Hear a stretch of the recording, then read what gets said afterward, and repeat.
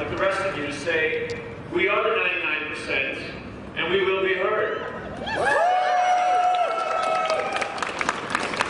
I'm happy to be here today, and I'm proud. I'm proud to address this crowd using the word citizen. We don't hear that word very much these days. Governments have adopted the language of their corporate masters, and they use words like stakeholders and clients. Sick people needing healing. Students hungry for education. These are stakeholders. And the downtrodden, the dispossessed, these are clients. And governments and businesses and the media don't use the word citizen anymore because they fear it. They fear the power that it implies, the rights and responsibilities it entails.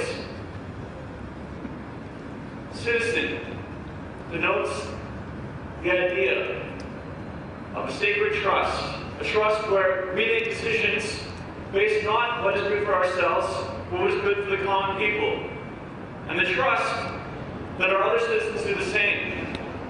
And that is what they fear. And so I'm here today to say to all of you, good morning, citizens of Winnipeg. Now, as I sat down yesterday to write this speech, I turned on my television, my radio, I logged onto my computer, and I watched, I listened, and I read all the media coverage of the Occupy movement.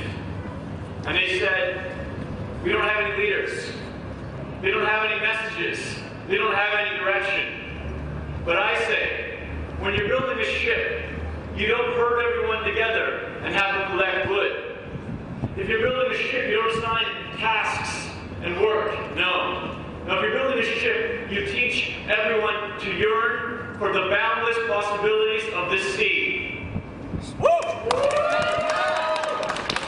So we don't have leaders.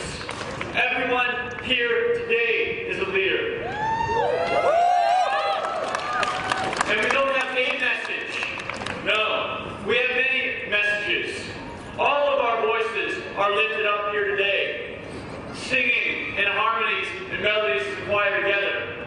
But we have a direction, and that direction is clear. We are taking back our rights as citizens. That is what this Occupy movement is about. Now, if we're going to take back our rights and responsibilities as citizens of this country, we need to tell our governments to stop putting corporate needs above the needs of their citizens, that people come before profits. Now, a few very short days ago, we had a very historic provincial election.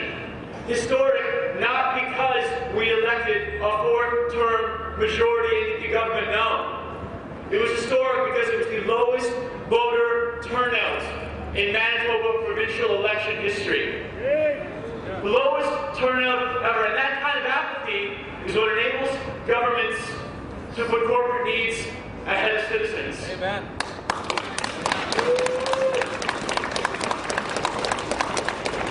Now, this very week, October 17th and 21st, the Harper government and all the provinces are negotiating a secret trade deal with the European Union. This trade deal is called the Comprehensive Economic Trade Agreement, and to save myself many mouthfuls later, CETA for short.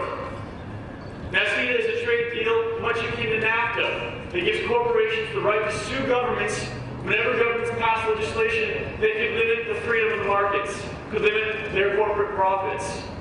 But even worse than NAFTA, CETA, under the European Union, have asked for what is called a cross-jurisdiction open procurement policy, which means that when a federal, provincial, or even municipal government wants to buy goods and services, the only criteria they can consider is price. Now, what does that mean?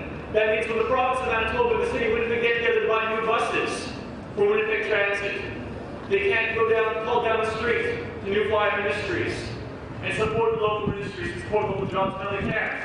They have to go where the price is. So if we are to stop governments from going to the corporations, if we are going to allow governments to govern on our behalf as citizens, we need to take a stand. And I'm asking you, when you go home from this rally, when you leave this occupation, talk to your co-workers, talk to your friends, talk to your family, call your mom. Your mom needs to know what CETA is and how it will affect our economy and how it will affect our democracy. Because after that, everything will change. So, call your local MLA. Ask them to support a private member's bill. Ask them for Manitoba to pull out of the CETA talks. Call your city councillor and tell them to say no to CETA. If you're a union representative, call your union leaders. Tell them to get on this. We all care about Air Canada and all the strikes from the federal government and their block motions there. But after CETA, everything will change. And the time to act is now. Ladies and gentlemen, citizens of Winnipeg, thank you for being here today. And thank you for telling your government and everyone else